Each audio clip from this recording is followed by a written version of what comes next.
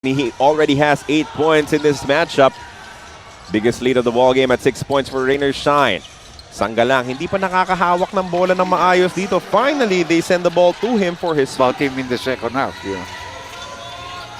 Nakakapagpahinga, no? Itong si Rakosevic. Oh, at saka alam mo, scorer yan. He'll get his points no matter what. And now Barroca runs into traffic. Kick out pass to Abueva. Calvin fakes the three. Dribbles in closer. Loses his grip on the ball. Recovers. Issues a pass to Sangalang, who scores with a one-hander. Clean. Babalik niya muna kay Barroca. Poposte itong si Ian against Ponferrada. Double team already waiting for him. Ian Sangalang finds a way to score this time. Good turn away from the to a zone.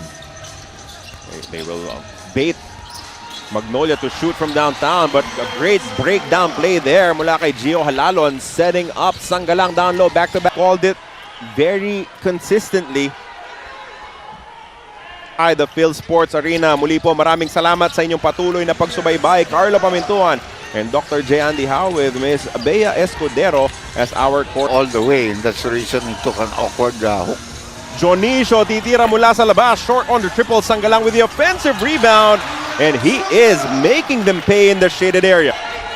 Sangalang has played so much better in the second half. Gets the ball. Sangalang with a fake. Umikot. Pumihit. And he scores again. 2-point lead for Magnolia. Mabigat ang linaro ni Sangalang. Advantage of those head-to-head matchups. Barroca.